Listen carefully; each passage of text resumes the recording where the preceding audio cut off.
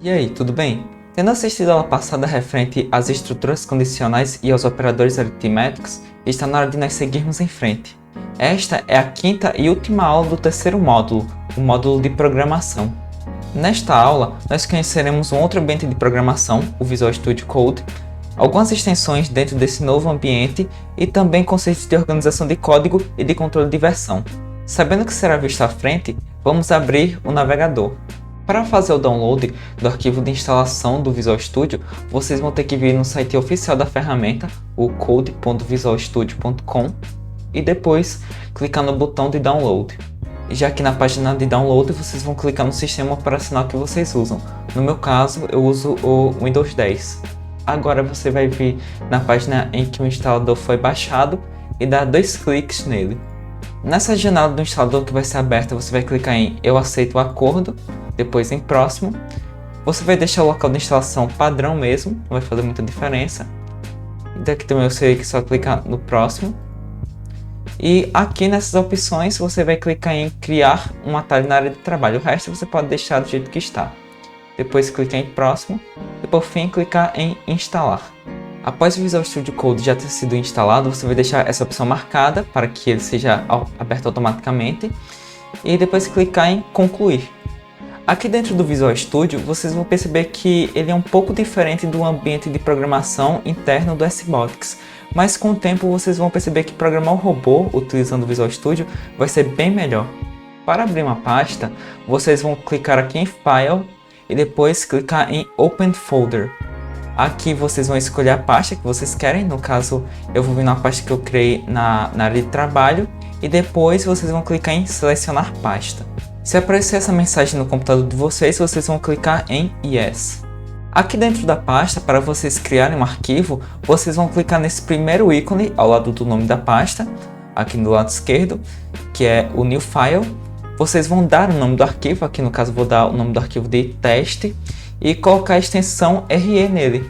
Ou seja, após o nome do arquivo, vocês vão escrever .re, que é a extensão dos arquivos da Reduc. Aqui vocês dão Enter, e o arquivo já foi criado. Sempre que você quiser salvar alguma alteração feita no arquivo, basta apenas clicar nas teclas Ctrl e S ao mesmo tempo, ou então vir aqui em File e clicar em Save. Se vocês quiserem utilizar esse arquivo que vocês criaram no SBotics, vocês vão vir no ambiente de programação e clicar em Trocar modos. Aqui você vai escolher o arquivo que você criou, aqui no botão Escolher arquivo. Você vai procurar ele na pasta que ele está, no caso meu está aqui na área de trabalho em Códigos do SBotics, e aqui o teste.re. Então eu vou dar 2 cliques nele. No caso o arquivo aqui já está conectado, o teste.re no SBotics. E sempre que você fizer alguma alteração lá, lembrando que sempre as alterações para serem salvas, você tem que salvar o arquivo, né, clicando em Ctrl S ao mesmo tempo.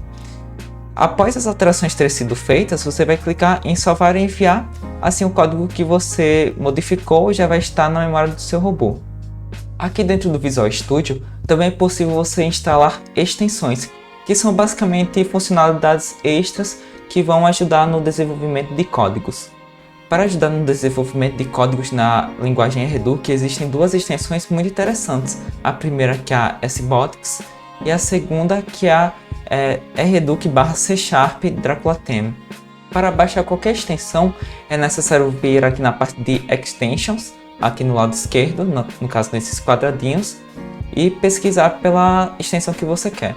Aqui no caso eu quero a extensão SBotics, então eu vou pesquisar pelo nome dela.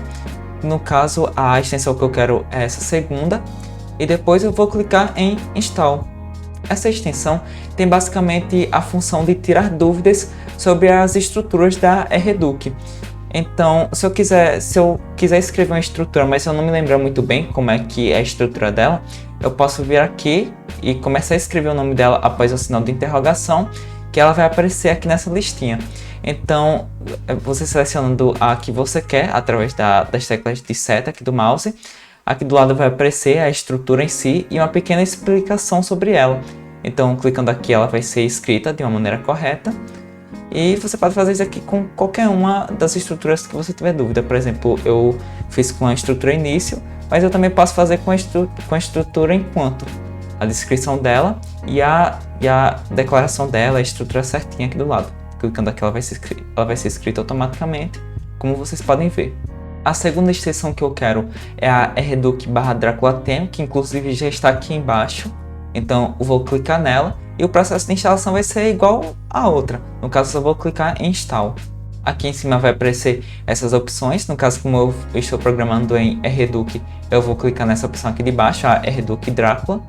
Essa extensão, ela literalmente dá cores ao seu código, assim deixando as estruturas diferentes com diferentes cores, o que vai facilitar muito a leitura do seu código. Por exemplo, a estrutura enquanto é roxinha, enquanto a início e fim é um azul meio verde.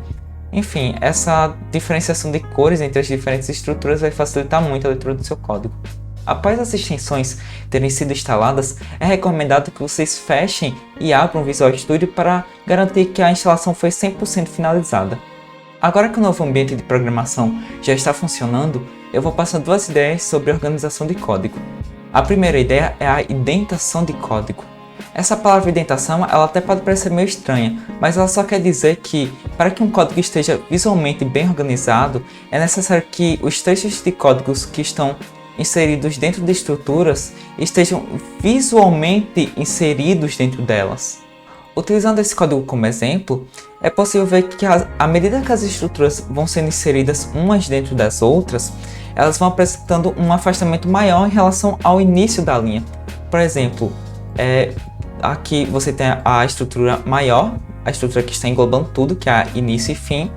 Dentro dela você tem a enquanto, que como vocês podem ver já apresenta um afastamento, e dentro da estrutura enquanto você tem outras estruturas que apresentam um afastamento maior. Então, para você conseguir dar esse afastamento padrão, você vai apertar a tecla Tab. Eu sei que para um código menor isso pode não fazer tanta diferença, mas à medida que o seu código for crescendo, isso vai facilitar muito a leitura dele. Outra ideia sobre a organização de código são os comentários. Os comentários são basicamente textos escritos dentro do código que não são lidos durante a execução de um programa, ou seja, eles são feitos para a leitura exclusiva do programador. Para você conseguir escrever um comentário aqui na Reduc, basta apenas você escrever uma hashtag e o que estiver à direita dessa hashtag vai se tornar um comentário. Utilizando os comentários, você pode, por exemplo, fazer pequenas indicações sobre o funcionamento de uma determinada estrutura, ou então fazer indicações sobre o que ainda precisa ser melhorado naquela determinada estrutura a qual você indicou. Quando o código já estiver com um tamanho considerável, os comentários vão ser muito importantes para você conseguir poupar o seu tempo, pois com eles você não vai ter que analisar a estrutura para saber qual é a finalidade dela.